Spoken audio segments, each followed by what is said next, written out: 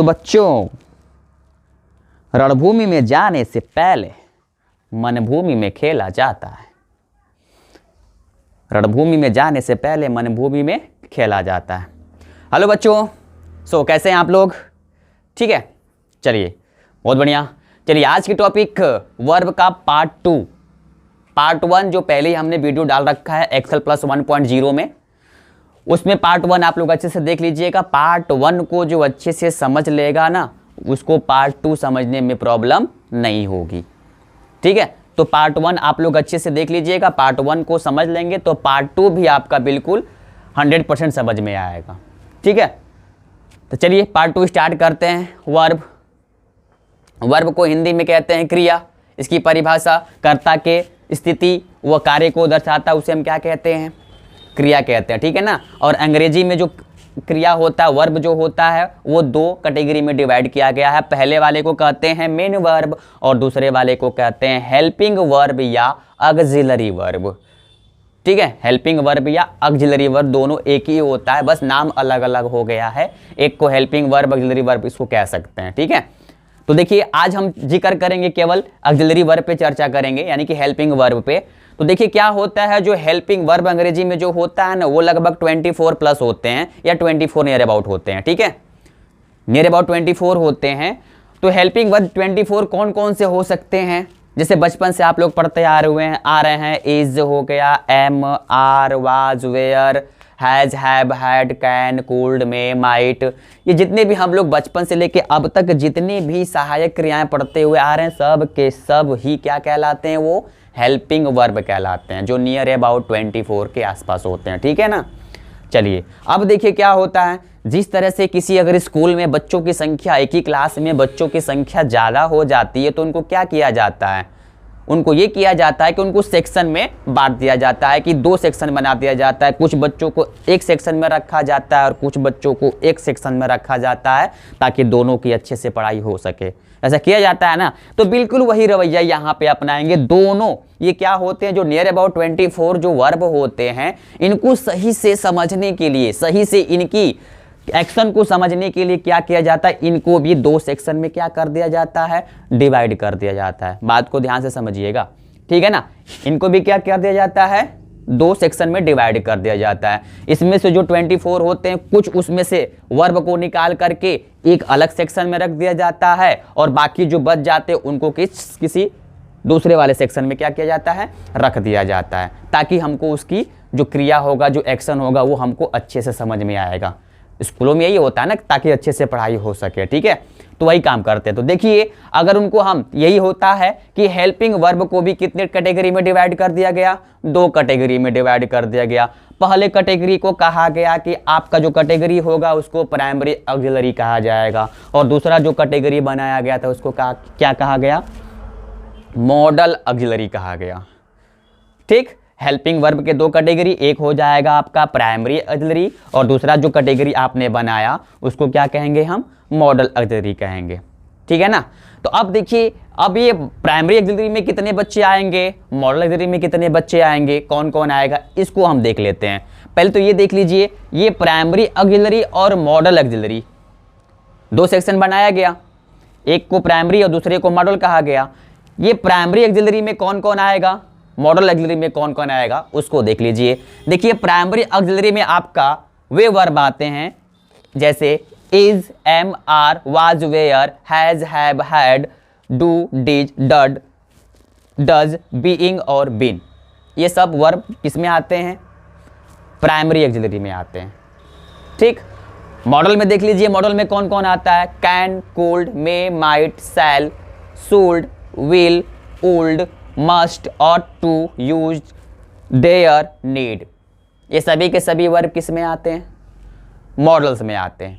ठीक है, अब दिमाग में ये सवाल उठता है कि इनको प्राइमरी में क्यों रखा गया, इनको मॉडल में क्यों रखा गया? भाई कुछ तो कंडीशन होगा ना, कि दोनों को अलग अलग क्यों रखा गया? दोनों को एक ही साथ रख कर नहीं हम लोग सीख सकते थे?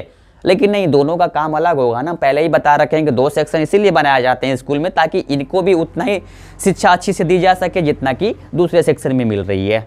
ठीक है, तो वही कंडीशन है, दोनों को समझने के लिए हमने दो कैटेगरी में रखा गया था। तो ऐसा क्यों कहा गया था, इसको थोड़ा सा जान लेते हैं। ये देखिए, जो प्राइमरी जो ऑक्सिलरी होते हैं ना, प्राइमरी जो ऑक्सिलरी होते हैं, इनकी जो वर्ब होती है, ये एक सब्जेक्ट को देख करके क्या होते रहते हैं, चेंज होते रहते हैं। ठीक है, प्राइमरी ऑक्सिलरी के जो वर्ब होते हैं वो क्या होते हैं, सब्जेक्ट यानी कर्ता को देख करके क्या होते जाते हैं, ये चेंज हो जाते हैं, और समय को देख के भी चेंज हो जाते हैं। लेकिन मॉडल वाला क्या करता है, ये चेंज ही नहीं होता है, ये चेंज ही नहीं होता है, चाहे कुछ भी कर्ता कुछ भी रख लीजिए, ये चेंज नहीं होगा, जो था वही रहेगा। लेकिन मॉडल वाला क्या करेगा, सब्जेक्ट को देख करके चेंज हो जाता है। तो यही वजह है कि सब्जेक्ट को देख करके चेंज हो जाता है, इसलिए इसको प्राइमरी ऑक्सिलरी में आपको रखा गया उनको, और जो चेंज नहीं होता है उनको कहाँ रखा गया, मॉडल ऑक्सिलरी में रखा गया। एग्जाम्पल के तौर पर समझ लेते हैं। जैसे देखिए, हमने यहाँ पे बोला, एग्जाम्पल लेते हैं, he is going to school. ठीक है, he is going to school. इसमें क्या हुआ, देखिए ही के साथ क्या लग गया है, इज। इज क्या है, हमारा प्राइमरी ऑक्सिलरी है ना। तो देखिए ही के साथ इज लग गया। अब देखिए कर्ता हम चेंज कर देंगे, यहां पे अगर हम कर देंगे यू, तो यू के साथ भी इज ही लगेगा, नहीं, चेंज हो जाएगा। यू के साथ क्या लगेगा, यू के साथ आर लग गया, you are going to school. देखिए कितना सिंपल भाषा में समझा रहे हैं आपको कि कर्ता को देख करके ये वर्ब क्या होते रहते हैं, चेंज होते रहते हैं। ठीक है, समय को देख के भी चेंज हो जाएंगे। अभी ही रहेगा, समय चेंज कर देंगे तो ही इसके साथ क्या लग जाएगा, वाज लग जाएगा, he was going to school. ठीक है, आई रहेगा तो एम लग जाता है, आई के साथ क्या लगता है, एम लग जाएगा, गोइंग टू स्कूल। यानी सिंपल सी बात है कि ये जो प्राइमरी ऑक्सिलरी के जो वर्ब होते हैं वो कर्ता को देख करके और समय को देख करके क्या होते रहते हैं, चेंज होते रहते हैं। ठीक है ना, जैसे ही कर्ता होगा बदलेगा, सिंगुलर होगा तो उसके साथ कुछ और लगेगा, जैसे ही प्लूरल हो जाएगा तो उसके साथ कुछ और लग जाता है। तो यही वजह है कि इन सारे वर्ब को किस में रखा गया है, प्राइमरी ऑक्सिलरी में रखा गया। ठीक है, अब ये देखिए मॉडल वाले क्या करते हैं, मॉडल वाला चेंज ही नहीं होता, ये अड़ियल है, बोलता है कि मैं मॉडर्न हूं, मैं हटूंगा ही नहीं, चाहे कुछ भी रख लीजिए। हाँ ठीक है, अगर सिंगुलर भी रहेगा तभी भी नहीं हटेगा, प्लूरल रखेंगे तो भी नहीं हटेगा। ठीक है, जैसे एग्जांपल देखिए, जैसे देखिए ही कैन गो देयर।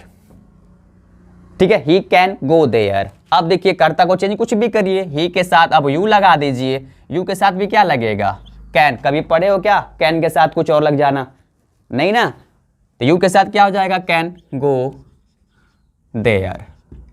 ठीक है, अभी भी कर्ता चेंज करिए, आई कर लीजिए, आई के साथ भी क्या लगेगा, कैन ही लगेगा, गो देयर। चेंज हुआ नहीं ना, तो यही वजह है। मॉडल वाला क्या करता, कर्ता आप कुछ भी रख लीजिए वो हटेगा नहीं, तो जब कर्ता के साथ नहीं हटता है तो उसको मॉडल ऑक्सिलरी कहा जाता है। और जो कर्ता के अनुसार यानी कर्ता को देख करके अपना रंग रूप से बदलते रहते हैं उनको क्या कहा जाता है, प्राइमरी ऑक्सिलरी कहा जाता है। दोनों में कोई डाउट है, समझ गए ना, क्यों इनको प्राइमरी, क्यों इनको मॉडल कहा गया। ठीक है, चलिए एक और टॉपिक आती है इसी में, उसको भी बताते चलता हूं। एक इसमें एक और वर्ब आती है जिसको कहा जाता है लिंकिंग वर्ब, संयोजी सहायक क्रियाएं। ठीक है ना, लिंकिंग वर्ब।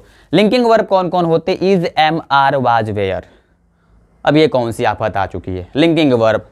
अब तक तो सिंपल चल रहा था, प्राइमरी ऑक्सिलरी मॉडल एकदम ठीक ठाक समझ में आ रहा था, बीच में एक और सर ला दिए, कौन सा, लिंकिंग वर्ब। अरे डोंट वरी, कुछ नहीं है। देखिए इसको क्या, लिंकिंग वर्ब क्या है, is, am, are, was, were. इनको कभी कभी लिंकिंग वर्ब कहा जाता है और कभी कभी लिंकिंग वर्ब नहीं कहा जाता है, हेल्पिंग वर्ब कहा जाता है। ठीक है, लिंकिंग वर्ब ना करके हेल्पिंग वर्ब कहा जाता है। दोनों का वजह है, इन्हीं को क्यों लिंकिंग वर्ब कहा जाता है और इन्हीं को कब हेल्पिंग वर्ब यानी कि ऑक्सिलरी वर्ब कब कहा जाता है। कुछ तो ऐसा काम करते होंगे ना, कुछ तो ऐसा काम करता होगा, जो काम करता होगा उस हिसाब से इसको क्या कहेंगे, लिंकिंग वर्ब कहेंगे, और कुछ हिसाब से जो काम करता है उसको क्या कहेंगे, हेल्पिंग वर्ब कहेंगे। जैसे बहुत सारे ऐसे बच्चे होते हैं जो स्कूल में पढ़ाई करते हैं, पढ़ाई करने के बाद घर पे क्या करते हैं, बच्चों को ट्यूशन भी पढ़ाते हैं। तो वही लड़का स्कूल में जाता है तो वहाँ पे स्टूडेंट के नाम से वो क्या होता है, प्रसिद्ध होता है कि हाँ भाई स्टूडेंट है। अगर वही लड़का घर जाके किसी बच्चे को ट्यूशन पढ़ाता है तो वहाँ पे स्टूडेंट कहलाएगा कि टीचर कहलाएगा। ऑब्वियसली वो टीचर कहलाएगा। वहाँ पे कौन जानता है कि स्टूडेंट है कि क्या है। ठीक है, बंदा तो एक ही है लेकिन काम दो तरीके से कर रहा है, एक जगह स्टूडेंट का काम कर रहा है और एक जगह टीचर का काम कर रहा है। तो सेम इसमें भी कंडीशन वही है, ये दो काम करेगा, इसीलिए इसको एक बार लिंकिंग वर्ब कहा जाता है और एक बार क्या कहा जाता है, इसको ऑक्सिलरी वर्ब यानी कि हेल्पिंग वर्ब कहा जाता है। क्यों कहा जाता है, ध्यान समझिए। लिंकिंग वर्ब उसको तब कहा जाता है जब किसी सेंटेंस में ये अकेले आकर के उसका अर्थ एकदम निकालेगा, यानी अकेला यही वर्ब रहेगा, उस सिचुएशन में इसको हम लिंकिंग वर्ब कहेंगे। ठीक है, जिस सेंटेंस में ये अकेले आएगा और उसका अर्थ दम परिपूर्ण निकल जाएगा, अर्थ सही निकल जाएगा, उसमें किसी और की जरूरत पड़ेगी ही नहीं, वो केवल नाउन प्रोनाउन को बस जोड़ने, एडजेक्टिव को जोड़ने का काम करता है, उसी को हम कहते हैं उस समय लिंकिंग वर्ब। ध्यान समझिएगा, जैसे he is a boy, he is a boy. ठीक है, ही इज अ बॉय, देखिए यहाँ पे क्या है, इज है, ये अकेले ही आया है और पूरे अर्थ को सही से निकाल दिया है, तो यहाँ पे इज को हम लिंकिंग वर्ब कहेंगे। इसको क्या कहेंगे हम, लिंकिंग वर्ब कहेंगे। I am a teacher, I am a teacher, am देखिए अकेला आया ना, वर्ब अकेले आया और पूरा सेंटेंस का अर्थ भी निकाल दिया, तो उस सिचुएशन में हम इनको लिंकिंग वर्ब कहते हैं। ठीक है ना। अब देखिए, अब दूसरा काम करेगा।